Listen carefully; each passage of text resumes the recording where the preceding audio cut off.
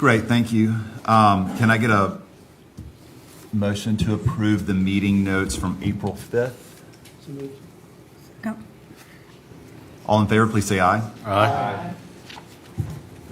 Motion carries. So general public comments. Kylie, did we have anybody signed up for general? Okay. Okay, so nothing for general. So then, after you introduce each one, okay, Yes, sir. anyone that signed up to speak on one of the new projects being considered today will have that opportunity after Mr. Davis presents that project. Please limit all public comments to 2 minutes and state your name and address. GAB members are reminded not to engage with speakers during public comments. So now we move on to old business.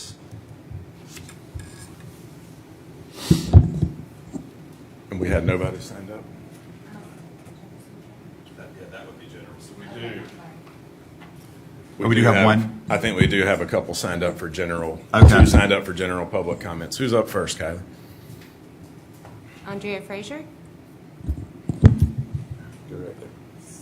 So I really wanted to speak back to the presentation about what's being proposed today. So my name is Andrea Frazier, 7854 Gull Bay Drive, Allendale, South Carolina. I want to share with you my concerns on the Jefferson Tract Grant Agreement amendment. The town of Allendale was instructed by County Council last November to open the park under the current agreement. As of this date, the park is still not open. To my knowledge and lack of transparency from the town, only 3 events have been held in the last year. Bike Across South Carolina, a Halloween event, and the Blue Crab Festival last weekend. Item 1, the intent for the proposed amendment is to form a nonprofit foundation, and the town voted to move forward with a nonprofit at our last meeting, October 5th, 2023. The bylaws for this nonprofit were approved along with the application for becoming a board member, which are still not available to the public. Those individuals will be selected on and voted by the current council. Council transparency and credibility remains in question. Vetting board members is also a question among the citizens. I would like to go on the record stating my concern if the GAB approves this nonprofit. Where does the accountability stand? How will the GAB support the residents of Allendale and protect the park as passive? Item number 2, removal of the special condition from the grant agreement requiring the town to return mining proceeds if any entity other than the town manage the product. I and other citizens have heard from Mayor Green her intent is to put a community swimming pool at the park and that Charleston County Parks and Rec would be providing financial support to this project. I'm quoting directly from the minutes from the April 23rd Town Council meeting where the mayor's report states, PRC was notified us to move forward with the community pool. This is clearly not a passive activity. If approved, how will the GAB and County Council ensure that the park would remain passive and that it would be monitored for operation? I do believe that opening the park is a high priority item and a project this size is clearly outside the scope of the town of Allendale's abilities. It is an absolutely beautiful piece of property going to waste and not being utilized. I would like the GAB to help me understand by approving these amendments, the benefits to citizens, and that this is not a bait and switch by the town. Thank you. Thank you very much. I believe there's another. Len Vickery.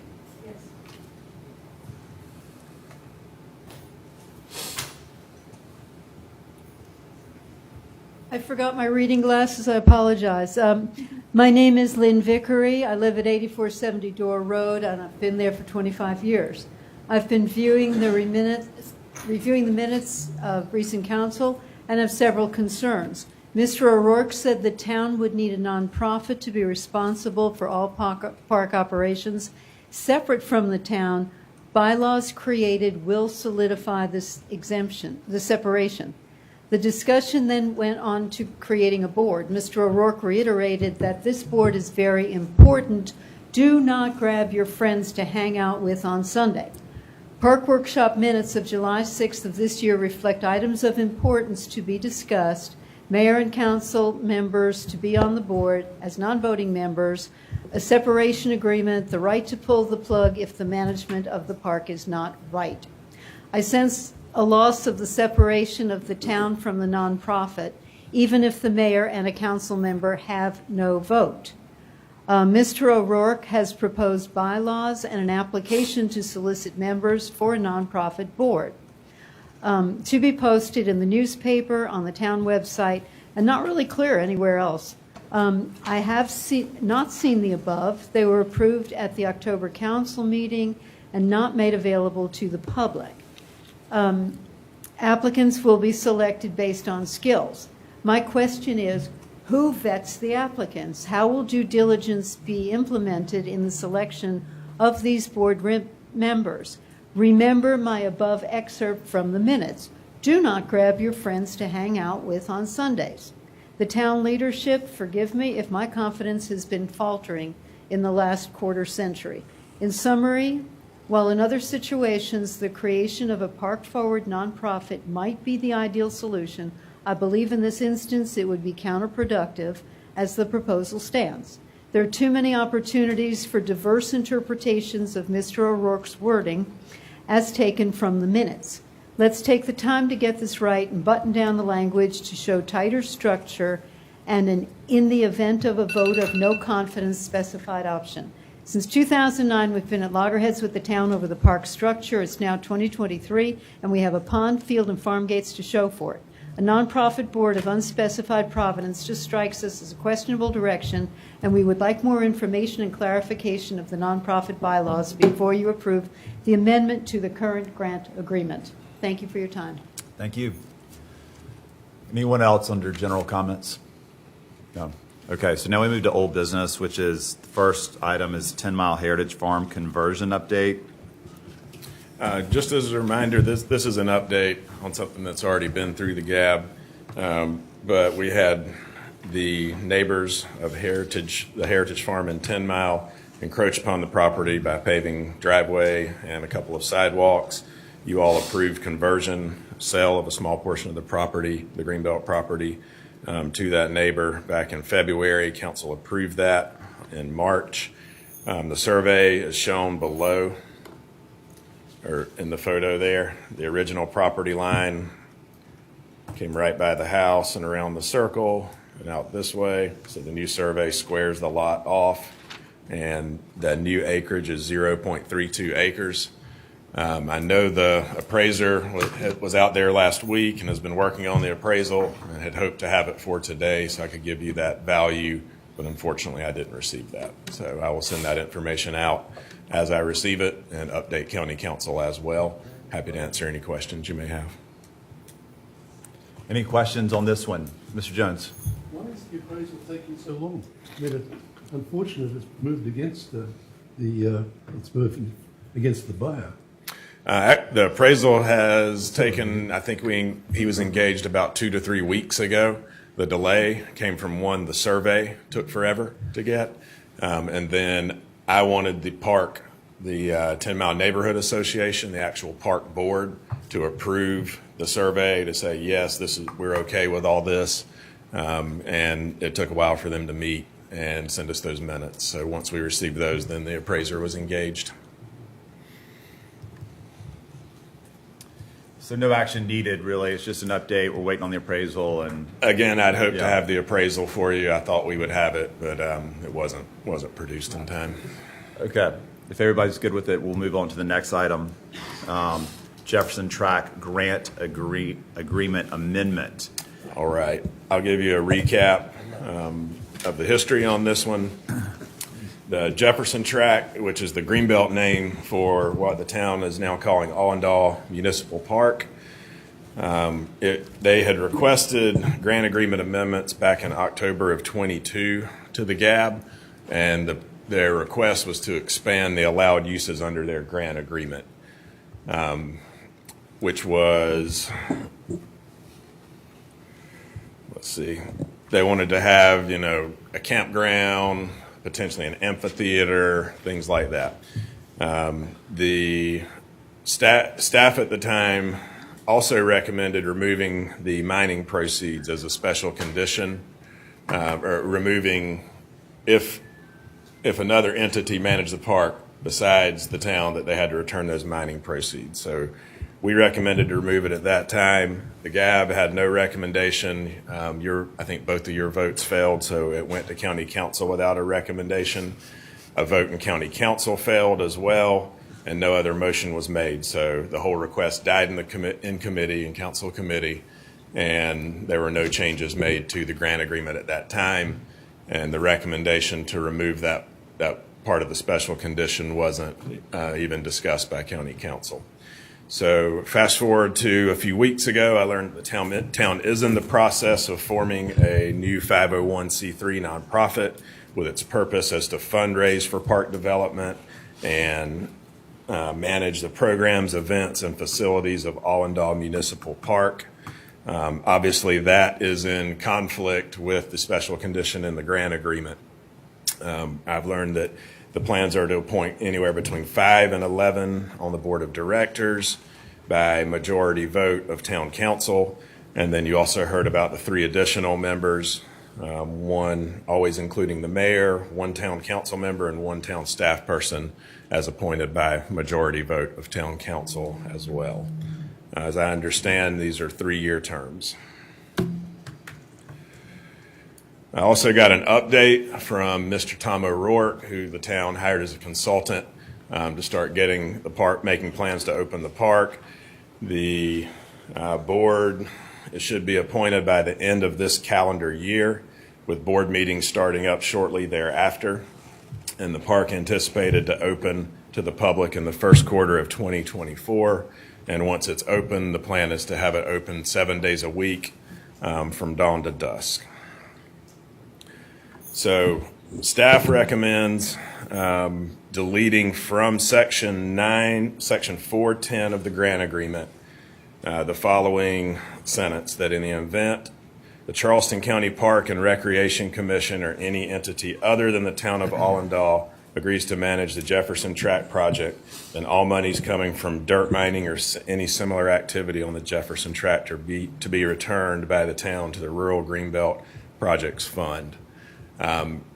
You all and council as well said get the park open under the current allowed uses in the grant agreement. I don't know why this special condition was in the grant agreement to begin with. It's one that county council added when this project was approved many years ago. So staff is recommending that that be removed if this is how the town feels like they can help get the park open sooner. All other terms of the grant agreement, including the uses, would remain unchanged. And I would just like to reiterate that a pool would not be allowed under the current terms of the grant agreement. And I have met with Charleston County Parks and Rec Commission, their director, and they're very aware of the restrictions on the property as well. Happy to answer any questions you may have. Mr. Jones.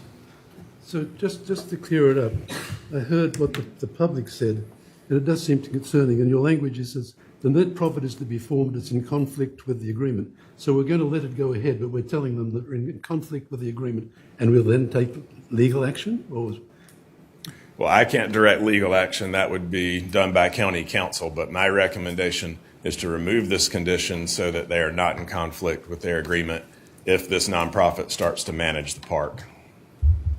Or any other nonprofit, right? Any other entity. Yeah, that's the beauty of this thing. It allows any nonprofit, including the county park, to manage this park under its current restrictions. Which doesn't allow a swimming pool. Correct. And it will facilitate it opening quicker. Convoluted. Pardon? Convoluted. We inherited this. Any other thoughts, comments, motions? I do believe this requires a motion, correct? Yes. I'll make a motion to approve, including staff's recommendation. I'll second that. Any discussion? Okay. All in favor, please say aye. Aye. Motion carries. Thank you, Eric.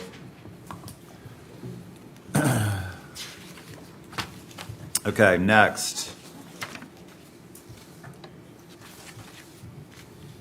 Greenbelt program update. All right, we haven't done this in quite a while. I believe last April was the last time you got a full update on the program. So I'll start out with some statistics. We have had 202 projects approved to date, 60 of those being conservation easements, 135 fee simple acquisitions, and 7 minor improvement projects. And the breakdown is 114 rural to 88 urban. Nearly 25,000 acres have been protected by the Greenbelt program, with, you can see, more conservation easement acres as would be expected than fee simple, and more in the rural area, considerably more than the urban area.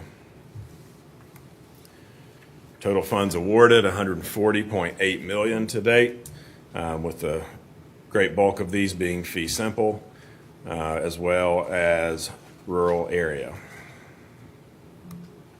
Average cost per acre is just over $5,500, and as we know, conservation easements are a much less costly way to protect land than fee simple, and land in the urban area costs considerably more than it does in the rural area. Match provided is up over $2 million now. That's $1.44 for every Greenbelt dollar expended, or 144%. And you can see the breakdown there between conservation easements, fee simple, minor improvements, rural and urban. Public access, and this does include Charleston County Parks and Rec land that was purchased with the first sales tax. 11,836 acres, or 44%, are open to the public, and total funds expended almost $155 million, or 88% for public access. Our minority lands funding is at $57.5 million and 3,713 acres. Funding update. Currently, for the remainder of FY24, we have just under $20.3 million in rural funds available, just over $5.2 million in urban, with about $25.5 million total available, currently available for use.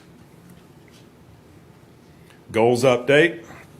We're still exceeding half of our goals, getting close on rural lands and urban lands, and our corridor projects are those that we're still working on.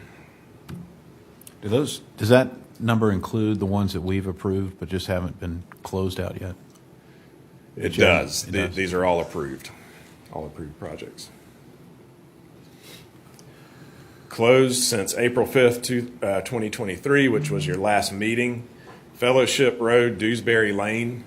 This one maybe you're not so familiar with because it's actually got lost a little bit in the transfer between the old director and myself.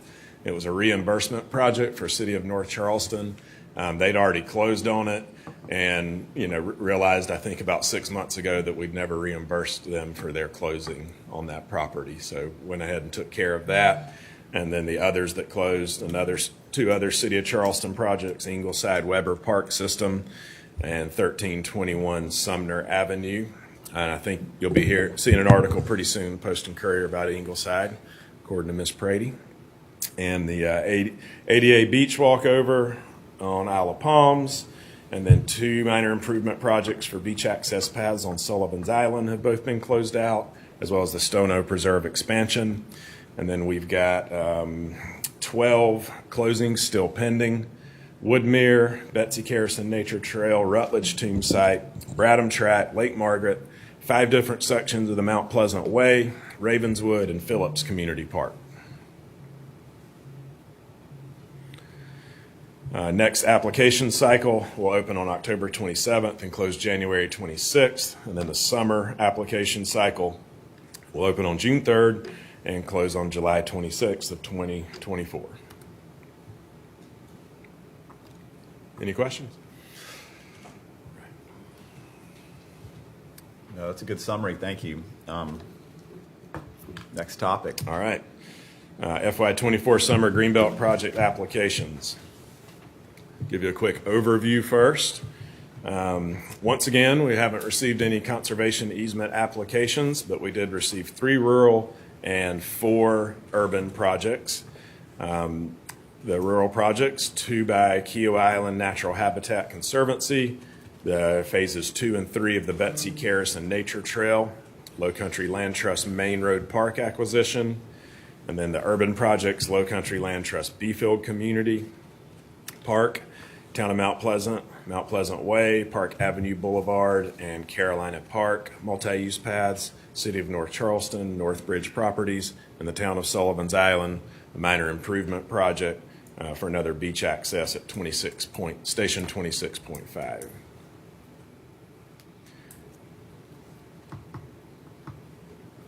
And this is the geographic distribution of the 7 projects for this cycle. Carolina Park, Mount Pleasant Way, up on the northeastern end of Mount Pleasant, Sullivan's Island, Station 26.5 Boardwalk, Northbridge Properties, Beefield Community on James Island, Main Road Park on Johns Island, and then Betsy Carrison Nature Trail Phases 2 and 3, just on Johns Island, close to Seabrook and Kiowa. These are the funding implications. The request total for rural funds is $2.4 million. If approved, the balance would be just under $17.9 million for funds available, and still over $100 million for the lifetime projection. Urban Unincorporated, we have a total request of $2.1 million. If approved, the balance would be just under $3.1 million for the remainder of FY24, and $82.4 million lifetime projected balance. I will point out one request, the Beefield Community Park, is for Urban Unincorporated, $712,500. That one, as you know, is forward spent, so if approved, it would go further into the hole being forward spent, from just over $4 million to $4.75 million negative balance there.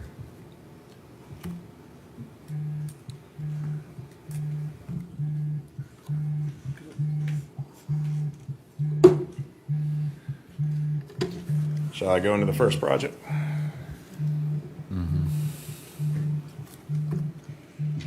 All right, first project I have for your consideration is the Betsy Carrison Nature Trail Phase 2, again by the Kiowa Conservancy. This property is located right off of Betsy Carrison Parkway, which the blue line... Hold on, Eric. Somebody's ringing or got an alarm or something. Okay, thank you. Okay, sorry, carry on. Yes, sir. It is located off of Betsy Carrison Parkway in southwestern Johns Island. And as a reminder, that blue line indicates that is just outside of the urban growth boundary. The property located here does contain, as you can see, lots of forested uplands and several hummock islands. And the intent is to connect out to this first hummock island with boardwalk and provide a nature trail along those first 2 sections, the mainland section and the first island. With the new impervious surface policy, they would be allowed 0.86 acres of impervious surface. And again, this is a corridor that they're focusing on kind of as part of their first foray onto Johns Island to try and create this passive recreation and wildlife corridor between Bohicket Creek and Betsy Carrison Parkway. So the request is for $700,000 for land acquisition of 15.3 acres in the rural area. They have closed on it already, so this is a reimbursement request. They're also requesting funds for admin and due diligence, as well as over $40,000 for the minor improvements, primarily that boardwalk and the trail. They are offering a 100% match, and that breakdown is $700,000 for land, and you can see the admin and the minor improvement amounts and the other improvements that would go on the site. The subcommittee recommended approval of the full $746,775 in rural funds. I have received some new information since that subcommittee meeting. Essentially, they got a bridge loan from a private conservationist to go ahead and purchase that property because it was time sensitive. And so there is a lien on the property right now So if you all decided to recommend approval, I would request a special condition that would require them to satisfy that bridge loan no later than April 16th of 2024, which are the loan terms. And if they do not do that, then they'd have to pay the full amount in Greenbelt funds back to the rural allocation. And we have discussed this, and they're fine with the special condition. They did receive 3 letters in support of the project. Any public comments on the Betsy Carson Nature Trail? One. Colin Farah.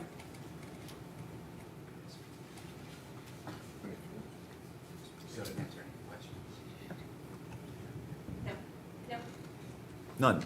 Okay, well, we have someone none? approaching the podium. Can you let us know who you are? I think she's Main Road, right? No. Oh, okay. I want to say something. I talk.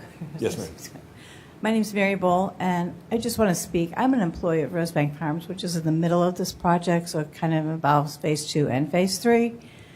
And I am getting all sorts of comments from local residents who are asking, what's happening, what's happening? So we've been telling them what's happening and what they're doing. And people are excited about this, and I think it's amazing that they're doing something this nice in that area. People think it's wonderful to be able to get to the water and the different trails and putting the signage in there.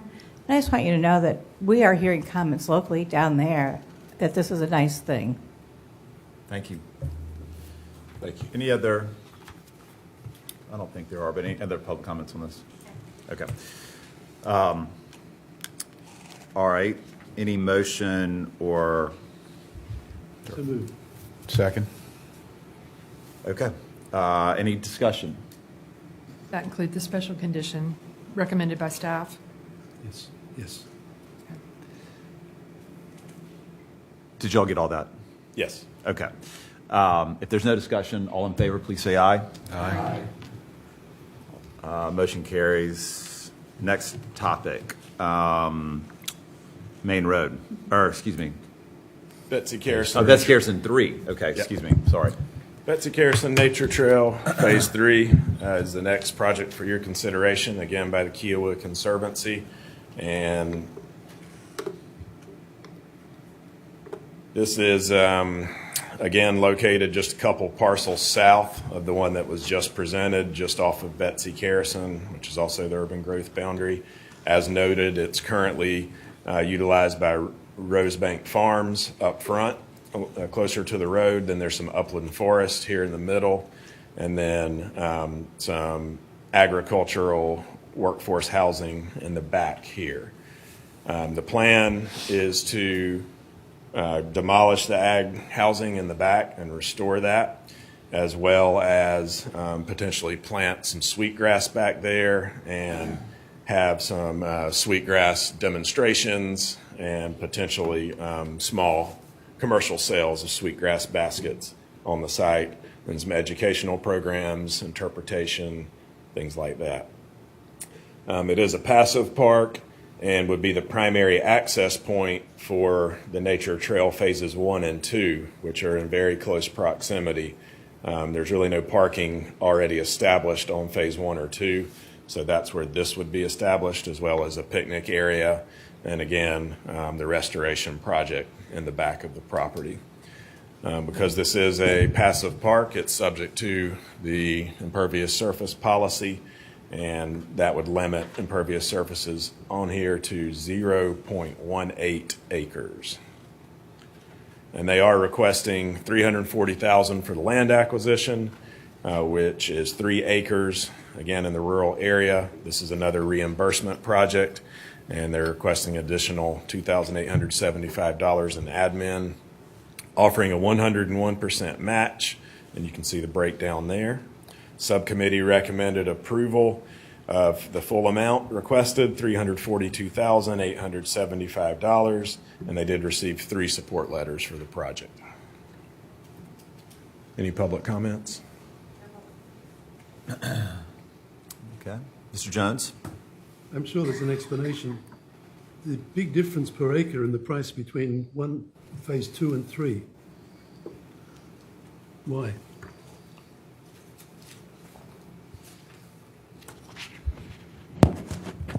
So I think on your sheet, you have Greenbelt price per acre. Right. So I believe that is higher because they're requesting more funds from Greenbelt rather than other sources. So it would be half that figure virtually, which brings it in line more or less.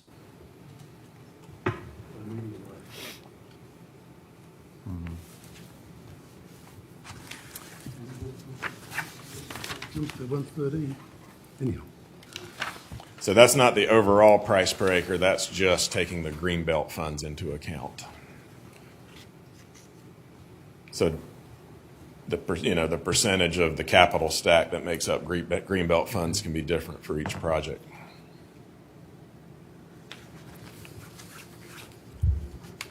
All right, any other comment or a motion perhaps? Pardon me, oh, Jason. So the existing uses, will they remain after closing, will they be allowed to remain? Good question. So Rosebank Farms, and I believe there's some food trucks that were out there at one point. They'll all be off the site by the end of the year. They're relocating to a new location. That front area would continue to be parking with picnic area in the middle and the restoration work in the back. Comments, motion? I'll make a motion to approve. Thank you. Discussion? All in favor, please say aye. Aye. Motion carries. Next, Main Road Park acquisition. All right, Main Road Park acquisition, request by Low Country Land Trust. As the name suggests, this property is located just off of Main Road on Johns Island, not too far from the urban growth boundary, and near Patton Avenue. That would be the nearest cross street. The property does offer a mix of forested uplands, forested wetlands, and then this open field area that you can see where the laser pointer is. This would be a combination active and passive park, and if approved, Low Country Land Trust would transfer the property to Sea Islands Little League. Where that open field is, there would be up to 5 t-ball and softball fields located in that cleared area. And then there's also plans for future trails along throughout the rest of the site, but those are certainly further down the road. There's no impervious surface limit due to the active component of the property. However, the applicant stated that only 1/3 of the property would be used for the active sports field and would be that immediate cleared area there. And then there will also be deed restrictions or a conservation easement, and that would include impervious surface limits. If not protected, the owner plans to market and sell this property by the end of the year as they are relocating outside of the county.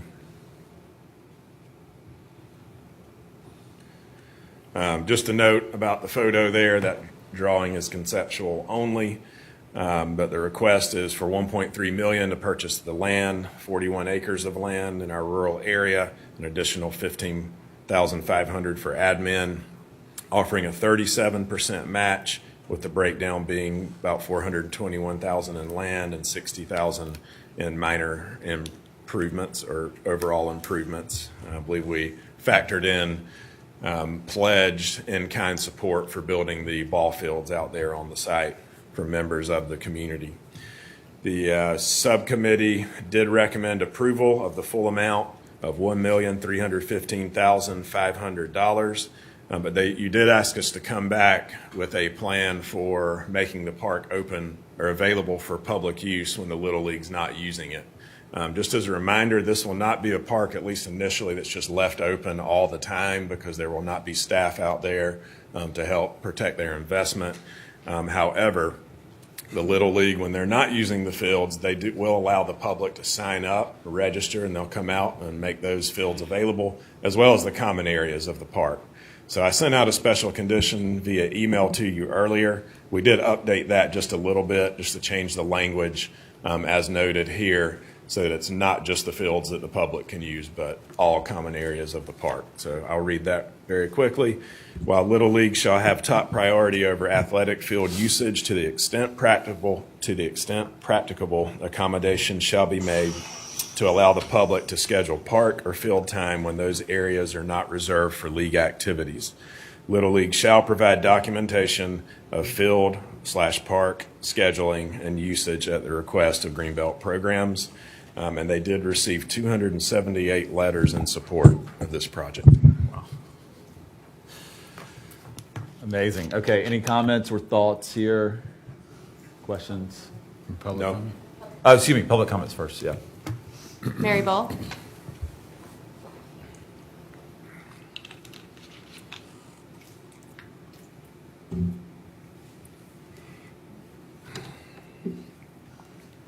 Go first, and I'll be very brief. My name is Natalie Olson. I'm the Sea Islands Program Director for the Low Country Land Trust, and I just wanted to thank y'all for your consideration of this project.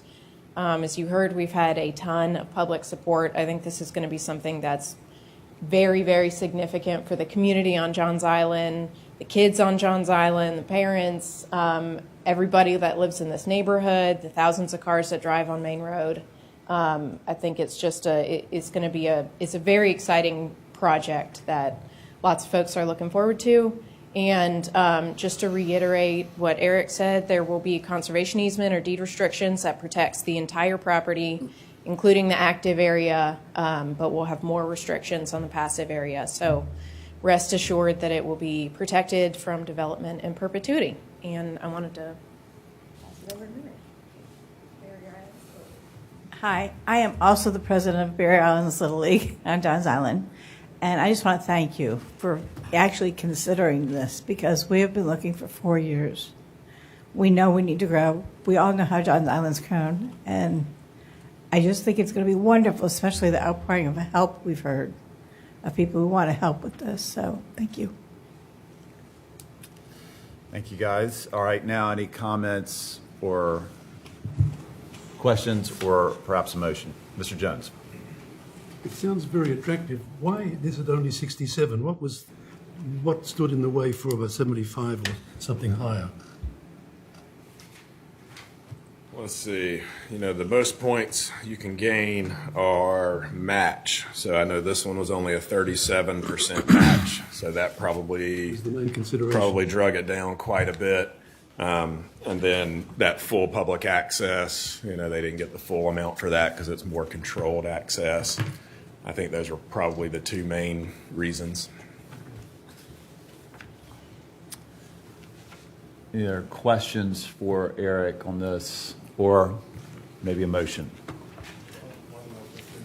What's the existing use on the property? Is there a residence back there? I can't remember reading it. There is a, what do you call that, a manufactured home, a modular? Yeah, and I believe a business is primarily based out of there. Is that correct? No, just. Okay, so residents, but I know there's a lot of equipment and things on the property from the business. Traditional ag uses. Yeah. Horses and that sort of thing, so there's a few sheds and stuff around. Will the residents remain? No, they will not. They will put it on the market if it's not protected and sell it, and they're moving upstate by the end of the year. Any other questions for Eric or a motion? You said the funding for the park was already, for the improvements was already established? So that 60,000, as I understand it, represents pledges from the community, from folks who own businesses, to come out and do site work to help build those fields.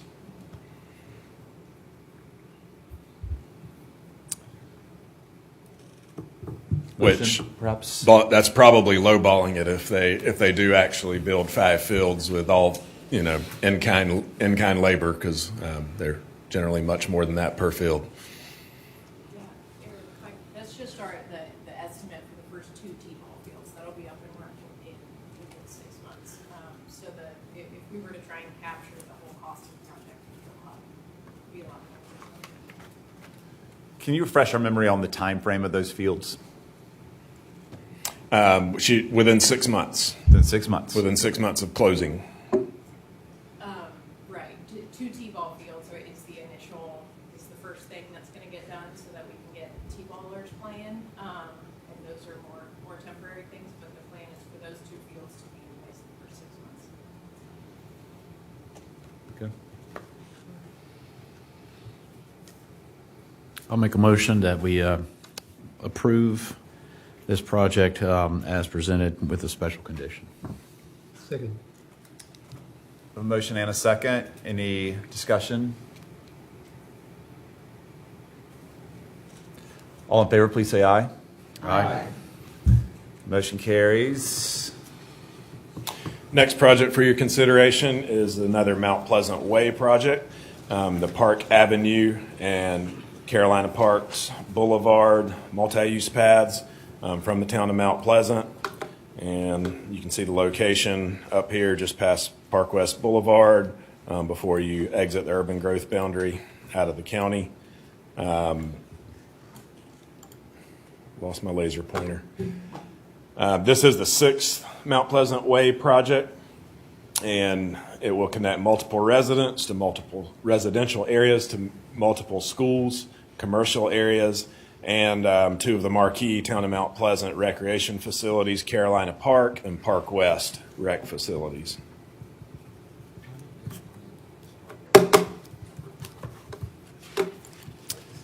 Having technical difficulties. Give me just a second. There we go. Okay. Can you read that?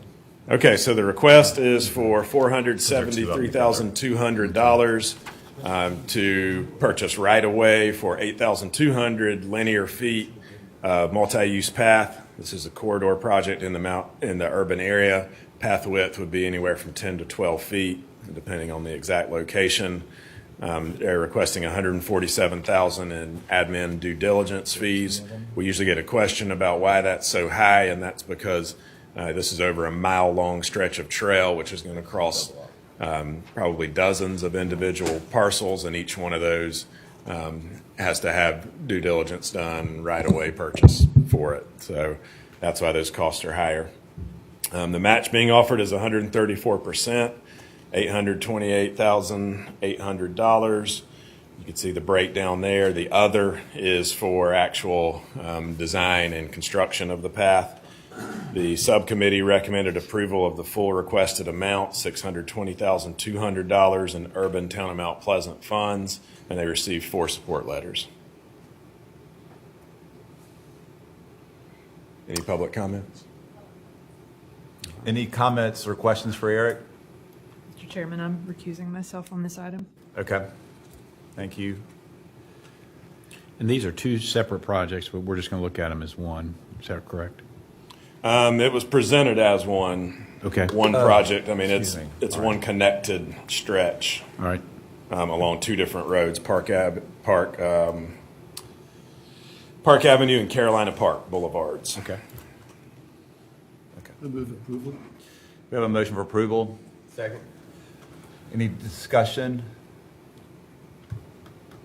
All in favor, please say aye. Aye. Next project. Next project for your consideration is the Station 26.5 Boardwalk Minor Improvement Only project from the town of Sullivan's Island. It's a half a block down from the one they just closed out, Station 27. It's in an area, on land already protected by the Greenbelt program and an easement by Low Country Land Trust, as indicated in the darker green shading there. It will actually create a new boardwalk to connect to an existing boardwalk located at that beach access. The request is for $51,000 for 480 linear feet of 6-foot wide boardwalk. It's minor improvement only in the urban area. They're offering over a 300% match, and that represents additional construction costs. And the subcommittee did recommend approval of the $51,000 requested from urban town of Sullivan's Island funds, and they received 2 support letters on the project. And the photo shows why they're looking for boardwalk right there. After a rain, path turns to puddles. Any public comments on that one? Any questions for Eric on this one? Okay. Make a motion to pass. We have a motion to pass. We have a second. Any discussion? All in favor, please say aye. Aye. Motion carries. Next project for your consideration is Beefield Community Park.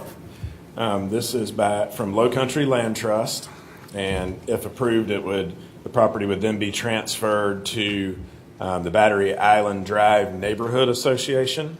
But it is located in a historic settlement community of Beefield on James Island, indicated by the star there just off of Folly Road. The plan is for a passive park on the property. It has a lot of grand live oaks out there already, and they would also reserve some space for a future community center should they be able to raise funds and build that. The passive park does trigger our impervious surface policy, so that would allow them 0.24 acres of impervious surface, but in the application, Low Country Land Trust proposed a conservation easement or deed restriction that would limit impervious surfaces to even less than that, 3,000 square feet, which is 0.07 acres. So less than a third of what they would be allowed by the policy. You can see there's really not any other protected lands right in the immediate area.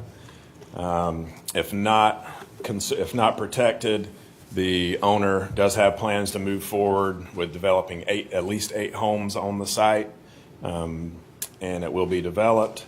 And obviously this area has a lot of historical value between the settlement community, and it's right in the middle of the Civil War battleground, I believe Battle for Secessionville and Grimble's Landing. So lots of historical component to this one as well. Request is for $700,000 to purchase 4 acres of land in the urban unincorporated area, an additional $12,500 for admin. The match is $252,000 or 35%. The subcommittee did recommend approval of the full requested amount, $712,500 in urban unincorporated funds. And as noted previously, this will require the additional forward spending of urban unincorporated funds. And the photo there shows you some of the live oaks on the property. Any public comments? Sam Sewell.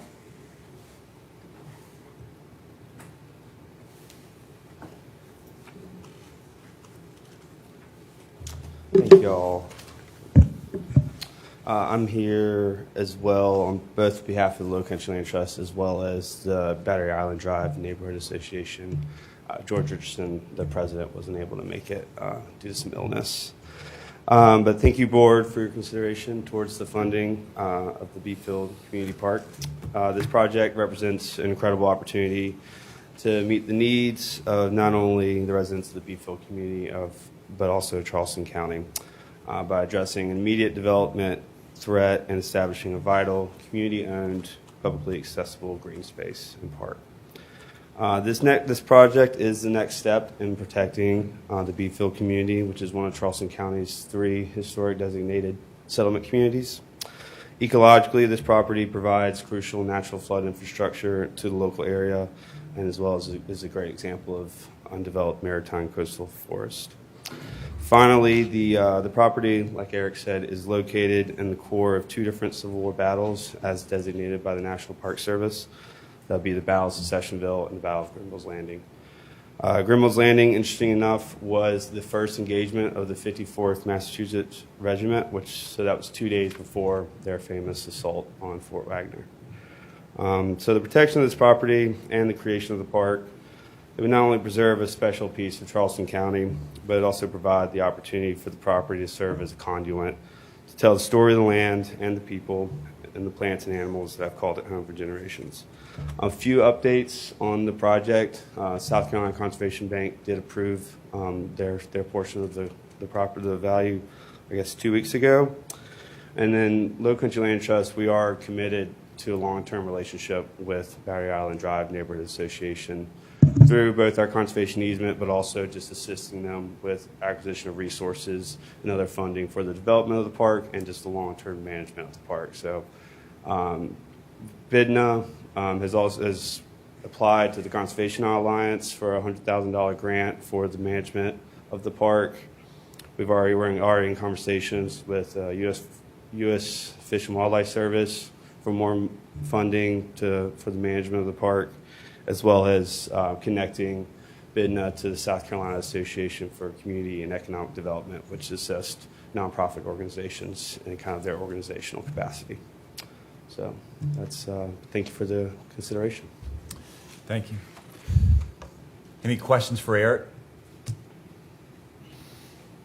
On this one, Mr. Jones. The price is very high, but I guess that reflects the fact that it's on James Island, and obviously with the historical context as well. But my question would be is, okay, the Low Country Land Trust is acting now, which is fine, and that it's being passed to a community group to manage it. Are we happy with that? I know nothing about the community group. Could you speak to that? Sam, could you speak to that? Yeah, they've been around since. Yes, we catch you on the recording. So they were formed in 2005. They've achieved their nonprofit status in 2010. So they've been around for some time. And so this is very similar to other projects Low Country Land Trust has done with Greenbelt.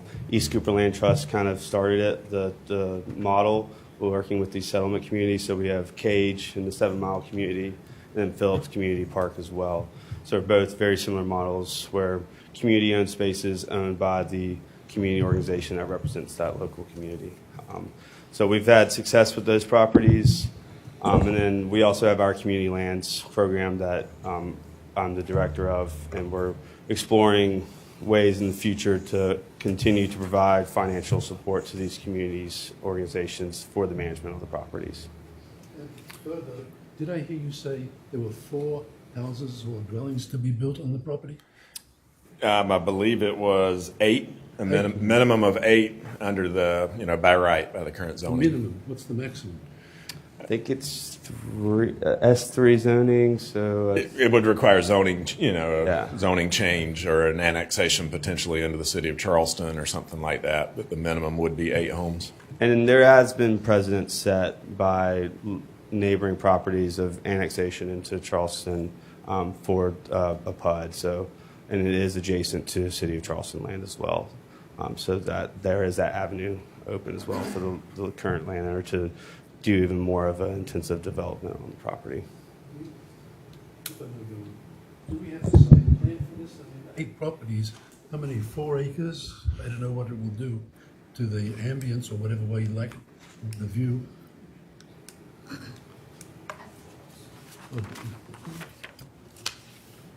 I've seen a site plan, Of the park or of the development? the potential subdivision development. The landowner in an appraisal that they acquired a few years ago did a preliminary kind of site plan.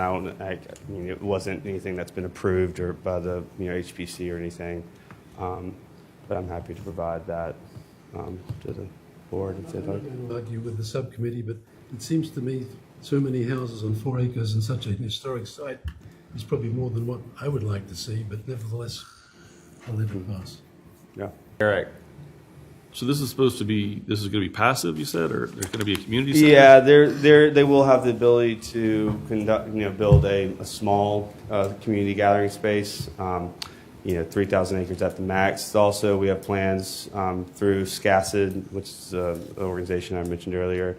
They have urban garden program, so development of an urban garden for the park as well. So a majority of it if you go to the aerial, there's a small section in the corner. I can't quite see it that the previous landowner cleared, and so it's I think probably 0.3 acres maybe, and so that would be the location of any sort of future development of the property. And is there a plan to do that, or that's just a possibility? That's a possibility. And the community expressed, for these settlement communities, they've traditionally always had a space to gather, both for their community meetings, but also just for social gatherings. The lodge that they were gathering in, has started to charge them kind of more than they can afford, and so they don't have a space to gather and have their meetings, hold community gatherings, and so they wanted the ability to reserve, that right to build a, pretty modest sized covered space. And, we haven't built out the plans for it, but, we would be, it would be a little bit more of a kind of park-centric, I guess, structure. It wouldn't necessarily just be like a brick and mortar building, kind of more of a pavilion area with like screens kind of thing. This morning when I was kind of looking around all these different properties, that same group seems to own, I think, 4 acres just off the picture here. Is that right? I don't believe they own. Yeah, so I mean, this obviously with a lot of settled communities, it's been targeted by developers. So the landowner is an out-of-state developer from Atlanta. Lot of 4 acres just off of this photo that we're looking at. Yeah, I don't believe they have. They have this particular landowner has land on the other side of Folly Road. No, I'm saying the homeowners association or the neighborhood association owns No, it. so that's the PUD. They have a very similar name to the homeowners association, and so that's the PUD that was annexed into the city. Gotcha. Okay.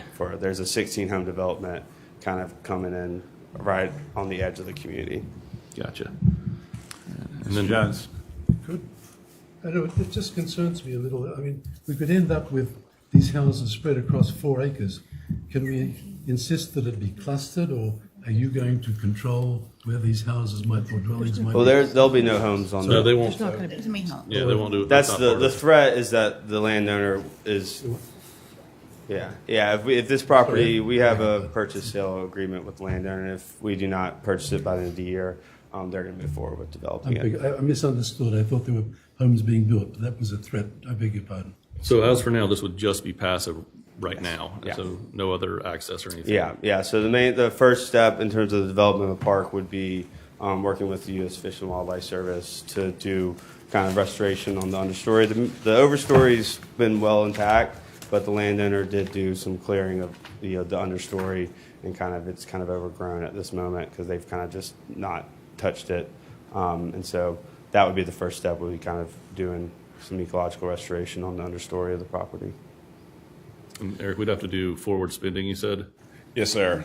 The current balance in Urban Unincorporated is currently just over negative $4 million. And with this request, it would increase to negative $4.75 million, which would leave $2.6 million available lifetime projection in Urban Unincorporated. After that, okay. So it would essentially, and it would take it longer to replenish as well. That's on how long it would take to replenish if we spent no more. Prior to this being approved, we were looking at about 7 years before it would be back up to zero or back in the positive. Depending on what, any additional half-penny funding in the future, and those allocation formulas, but under the rules we're under now, it would take about 6 or 7 years before this would go in. We did something on this that we never made a concrete. That's thing correct. For it. We left it loose, like a subjective. We got close to a forward spending policy and decided to table it for a year, and then go back and look and see how that would have impacted various projects. So, if it were in place, this one would not be funded. Right. Any other questions for Eric? And they did have 6 support letters. I forgot to mention that. Okay. So, yeah, it's now time for a motion, or before any other real discussion should occur. I'll move that we approve the one we just discussed. A second. So that was a motion for approval and a second. Okay, thank you. Any discussion? I don't like it because of the forward spending. I think this is exactly why we talked about forward spending, and you got to draw the line somewhere. And I think that the idea of having a really remarkable project to reserve that forward spending ability is why we left it open. And I don't see that in this project. Now that's bad, but I just don't see it being worthy of the the additional debt, I guess you'd say. Anybody want to Mr. Chair. respond to that? I'm not sure if this is the time to bring this up, but I have a suggestion, and that's that we remonetize the small landowner program. So that is an option, and I believe we included some information on that in your materials. This would qualify for the small landowner program that was originally funded through rural funds, and it's designed for Low Country Land Trust, now originally East Cooper Land Trust, to work with these smaller community associations on projects that are 30 acres or less, to help protect those and eventually turn those into community civic spaces, assets, and then transfer those over to the community associations. And those funds, though they come from rural, they can be spent in either the urban or rural areas. And I believe the intent for that was that a lot of these type projects in these settlement communities, they do have more rural characteristics and trying to preserve that more rural way of life. So you could certainly make a recommendation to fund this out of the small landowner program, but there's only $50,000 in there right now. So you would also need to make a recommendation of where those funds would need to be transferred from, whether that be rural again or an equal share across the board, to recapitalize that small landowner program to fund it that way. Interesting idea. Any discussion on any element of that? Does that change anything for you, Brian? Yeah, I mean, yeah, if it was a better way to fund it, I'd be more for it, I'd say. I don't know, can we do that now, or is that an addendum to the motion or something that we can do now, or is that for? The motion could be amended to include that with the person who made the motion, or if there's no other discussion, we'll have to vote on the motion. Mr. Jones. Just to clarify, maybe I missed it. What is the specified additional forward spending noted, or is it just a flag warning that we'll be back? I'm sorry, what was the first part of the question? Do we know what the additional funding might be, or is it just warning us that they'll be coming back for more? No? It says requires additional forward spending of union funds. Of urban unincorporated funds. That's correct. That was just to note that allocation is currently forward spent. It's negative. So to follow the committee's recommendation, you would have to forward spend the urban unincorporated further into the negative. Again, I misunderstood. Yes, sir. I understand. Okay. The 6 letters of support, are they just from community members, or who are they from? I just wondered who they were from. Sam, I have to lean on you for that. I don't have that information. So the community, all the community members signed one letter on behalf of the Battery Island Drive Neighborhood Association. That kind of made up all the 27 members that were in the community. And then Historic Charleston Foundation, which assisted the community in their historic designation. So it was certainly a mix of local individuals and organizations. South Carolina Battleground Preservation Trust. For me, that does carry a lot of weight, that there's a lot of support for that. So,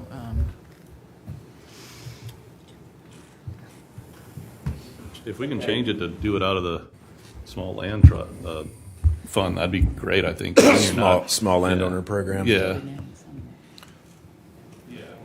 Yeah, I think the problem, I'm sorry. Well, go ahead. The problem is so you're going to have to take funds either from across the board or find a place to take it. I'm not sure if personally for me, I'd like to think about that one more than just doing it right now. But I also am in favor of going ahead and improving. Even I understand your concerns. I've always been one about forward spending too, concerned, but I think this one with the threat of losing this area to a developer, in my mind, I think we should go ahead and approve it. But I think we should look seriously at the, what you call it, small landowner program and bringing that back, especially in these unincorporated areas. There's just not a lot of money in there for these folks. I don't know how everybody else feels on that. Yeah, I have a question about that. So could legally speaking, could we retroactively pay for this with some change in the small landowner funding at a later, if we decided that at a later meeting, could we retroactively fund this? Might be for you. To shorten the payback period. Does that make sense? That question makes sense? Well, I think you could always make a recommendation to put more funds into the urban unincorporated, but it's essentially the same question, where do you take it from? I'm not quite following your... Okay, so let's just say hypothetically we did a pro rata draw from every allocation to fund the small landowner program, which is currently at 50. Let's just say hypothetically that was $2 million, which would cover everything we're kind of talking about. And we took it pro rata across the various allocations. I see. Could we then come behind to pay for this one, legally speaking? Commission members, I believe if your goal is to fund this particular project, you can make a recommendation to council where you believe the money would come from. And as far as any improvements or changes to the small landowner program, then that would be a separate topic outside of this particular project. Gotcha. Okay, so to clarify, we could actually make a recommendation to fund this some other way than it currently is being suggested. Then I'll defer, recommendation. I'll defer to the Greenbelt director, but I believe the motion on the floor is to approve with the understanding it's coming from the urban unincorporated funding. Should the body wish to make a motion to amend that motion to find some other funding source, you guys can contemplate that. Okay. Okay, so we have to honor the motion as it exists. Any other discussion on this? Just how much are we short? Hold on 1 second, Barbara. I feel like this project is extremely worthy. It's a settlement community. It's got historic, I mean, this is unusual in that there are a couple of battlefields that are in the area. I don't think we should make this the draw the line in the sand as far as forward spending goes. I think we should approve it, and perhaps look into this small landowner funding, but not put it on the back of this particular project and perhaps delay it.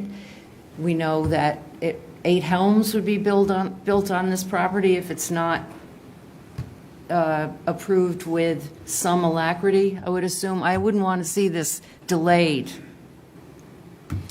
Fair enough. Any other discussion on this topic? Just the question, how much are we short?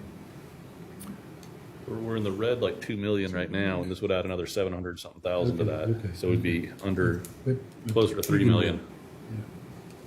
Which would put us, I guess, That's right. Take It's 7 years to do as is. It'd be another 10 years before that's paid back. So that's what I mean. But I agree, it seems a worthy project, and I don't know how we will do it, but somehow or other, where there's a will, there's a way, and I think there is a way. So I would still support it. All right, we still have a motion and a second, so we are going to move towards a vote. But Real yes. quick, does it make sense for us to have a discussion about potential reallocation at our next meeting, so we can kind of discuss that separately and it's not already tie it slated. to the project? It's already slated for 1 year. Correct? That topic is coming up at the 1 year mark. You all tabled that, I believe, in February was when you made your final recommendations for the 5-year plan review. So right around that January, February mark, we can schedule another meeting. I can give you a report on how, as you requested, which projects would not have been funded, how the policy, the forward spending policy we had in place would have impacted projects that have gone through over the last year. And we can certainly add an agenda item about funding the small landowner program again. Just throwing it out there. And that could happen. That would happen before the next grant cycle considerations as well. So we could amend this to just simply say, not to restrict it to that, but just simply say, we'll pay for it out of that fund if it's available. That'll be, just put that at the top of the list of what's going to get paid out of. And if not, it can continue to be forward spent. County Council will make their decisions on these projects in November of this year. So your discussion on small landowner program would happen after the decision's already been made by County Council on whether or not to fund it and from where to fund it. They would have to make that in November. finite determination of where it's Yes, sir, in November. Unless you wanted to have another meeting between now and then. Okay, so currently there's a motion to approve and a second. So unless there's any other discussion, we're going to vote on that.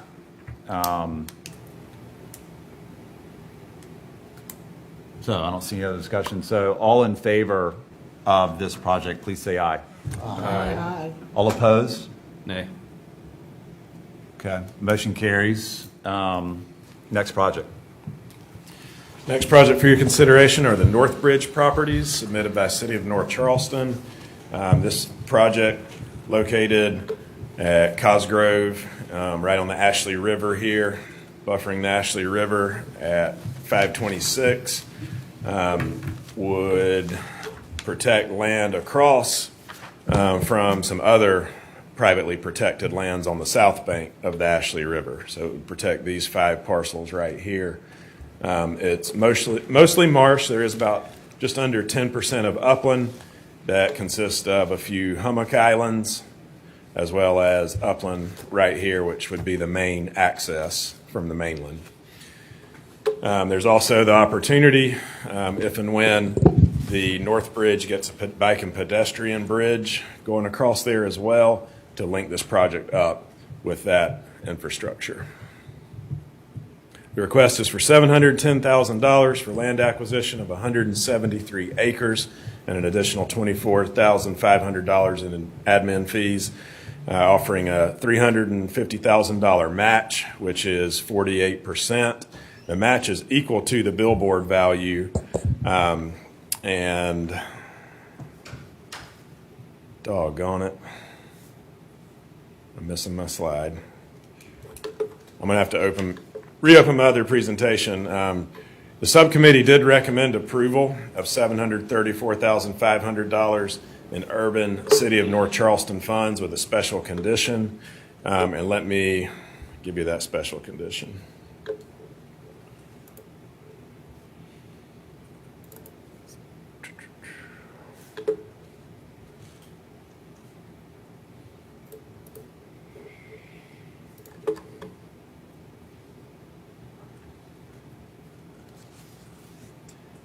Okay, so the property does contain 2 billboards, and those constitute $350,000 of the appraised value. There's about 9 years left on that lease with the billboard company. So in the subcommittee meeting, that was something that you all, the subcommittee, asked us to come back with a plan for how those dollars could be reinvested into the park.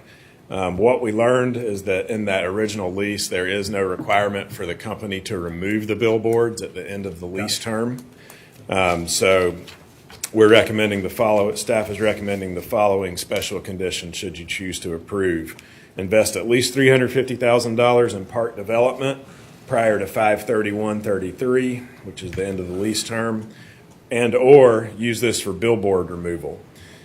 Provide notice that the lease will not be renewed within 90 days of closing. Remove the billboards within a year of the end of the lease. And if these conditions are not met, pay the Greenbelt back the $350,000 in proceeds from the billboard lease.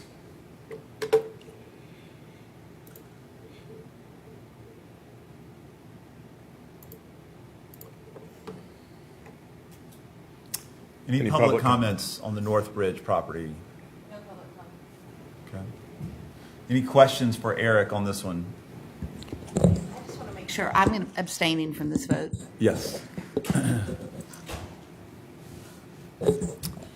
Any questions on this one? Any motion? there were 3 support letters for this one as well. I'll move for approval with a special condition explained by staff. Second. Thank you. Thank you. Okay, we have a motion and a second. Any discussion? All in favor, please say aye. Aye. All opposed? Okay, motion carries. Next item of business. Well, that's great. We got through all these projects. That's fantastic. Eric, do you have a public access and planned improvements report? We do. During the 5-year plan review, I know Vice Chair Scardon and maybe others, they were requesting information on various projects and, you know, what the status is and how many are incomplete with what they said they were going to do when the funds were approved. So we did put together a new report called our Public Access and Planned Improvements Report. One of our program managers, Chris Dubuque, led this effort shortly after he started, and he's going to give you an overview. You've all received the full report a few times via email. We didn't receive any questions back, so he'll give you an overview of the report.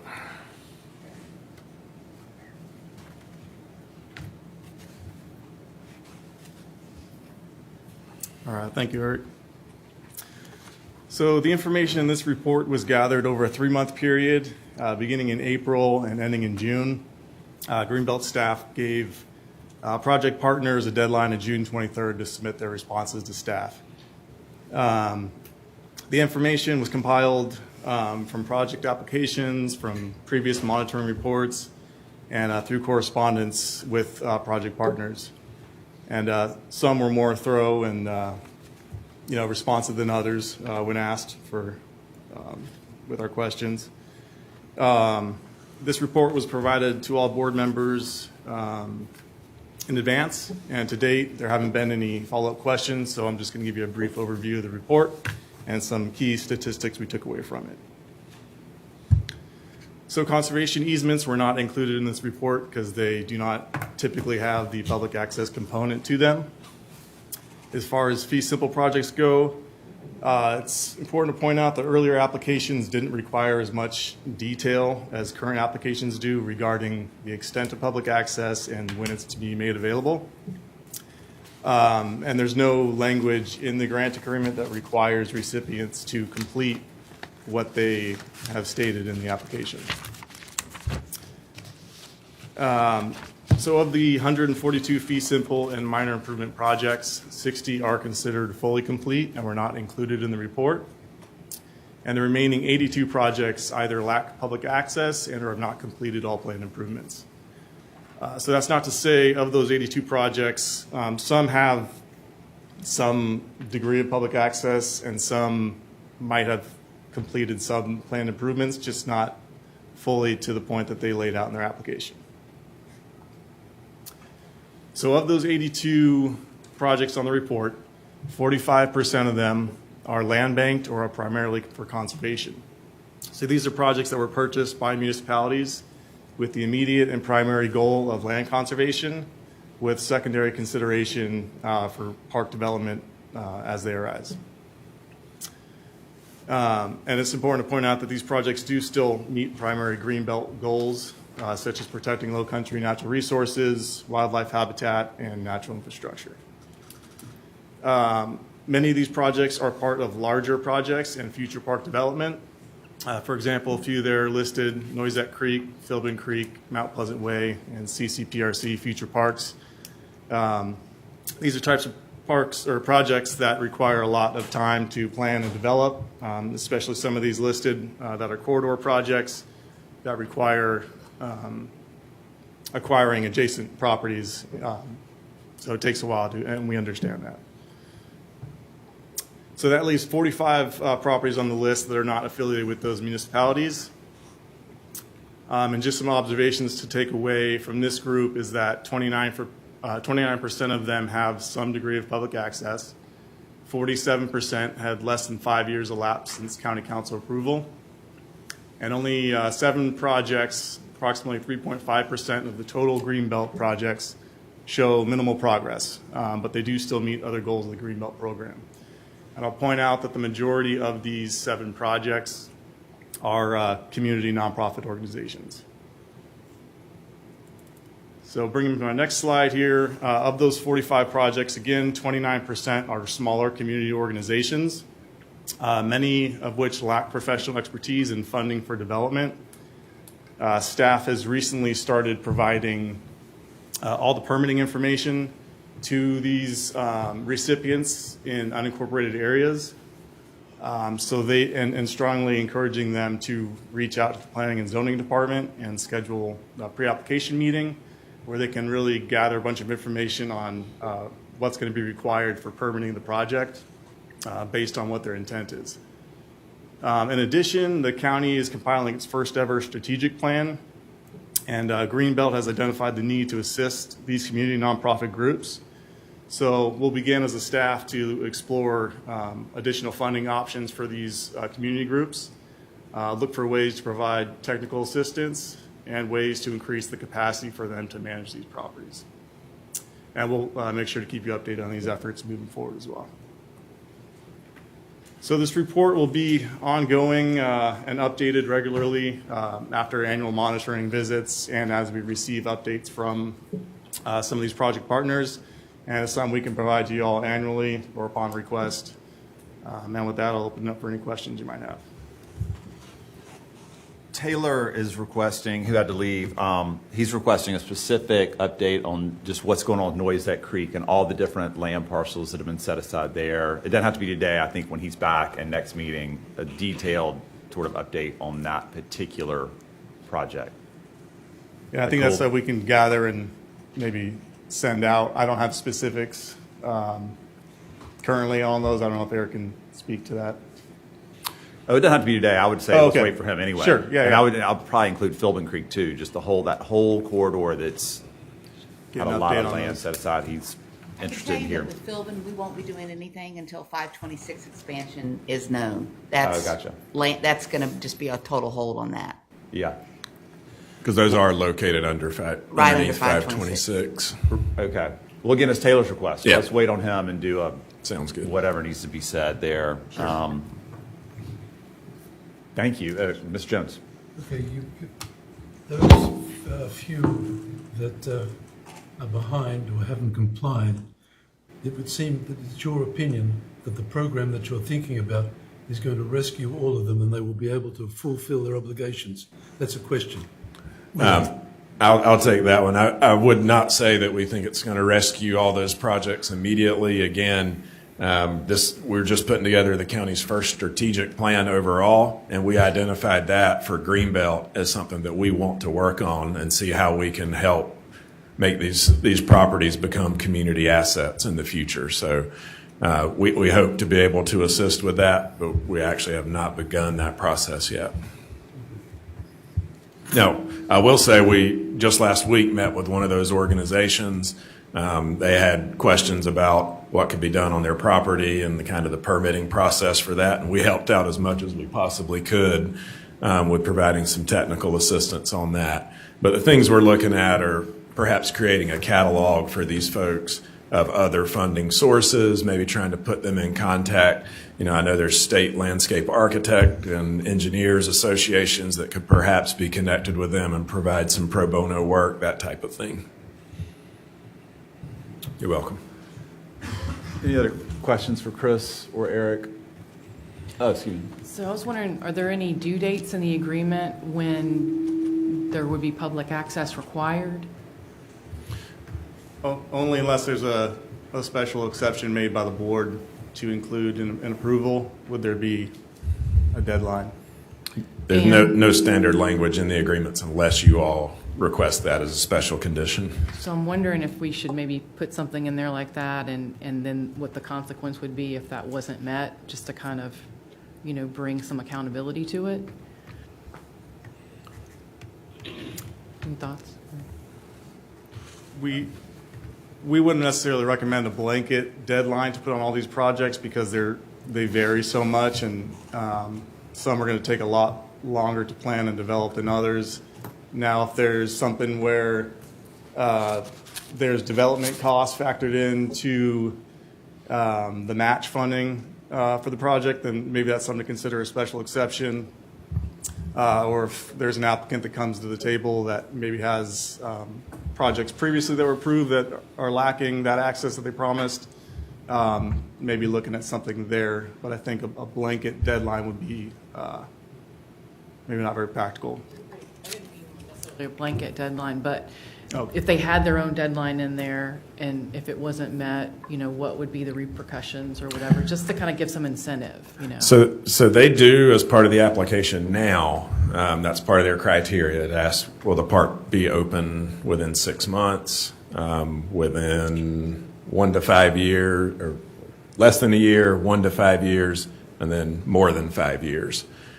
So we could certainly look at, we can start highlighting what they put down in their application for that so that you all are aware of it. And if you want to put some condition in that, they come in and provide an update once that date's passed, or I can tell you, the county would not want the land to be transferred to the counties. It wouldn't be like a clawback provision where the land comes back to the county to manage, but we could certainly think about some additional incentives to complete those projects when they say they're going to do so.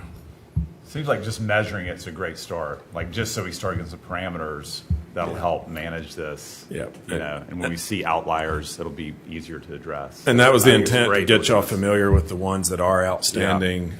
We, maybe pay particular attention to the ones that pledge those construction funds as part of their match. Yeah. And we're happy to request those folks come in and provide their own update if you'd like to hear it directly from the source. Well, this is a good start, so thank you very much. Any other questions on this topic before we move on? Okay, thank you, Chris. How about the City of North Charleston track conversion request? Yeah, this is the City of North Charleston Tract E conversion request. And this is a project that was a City of North Charleston project, approved back in 2008, closed in 2009 with 0.4 acres, just under $110,000 in Greenbelt funds. Those are the 3 parcel numbers there. Initial intent for this project was to be part of a greenway or multi-use path, or at least maybe parking for that future path. But since that's been delayed, it doesn't really seem to be part of their imminent plans right now. And it was a recurring monitoring issue for us. Every time we'd show up, there were quite a few cars parked there that were clearly using it as a parking lot for adjacent commercial businesses, as shown in the photos. So we worked with Shannon, and the city decided, instead of trying to trade property that's of equal conservation value, that they'd just get a new appraisal done. They felt like, that they didn't have any immediate Greenbelt plans for it, and that it was serving a greater purpose as that free public parking. So they did get a new appraisal done, I believe back in April. So it's still valid. It's less than a year, and requested to take this property out of the Greenbelt program. That appraised value was $410,000, which is quite an increase from, I believe we said, about $110,000 before, and that would be paid back into their Greenbelt allocation for future use. And that request was just after the last GAB meeting, and we didn't want to call a meeting specifically for this, so that's the reason for the delay in bringing this to you. What a great return on our investment. It's fantastic. Any questions for Eric on this? I think we do have to approve this, right? Yeah. I need to abstain from this one as well. Oh, thank you. Yeah. I recommend approval. Thank you. Second.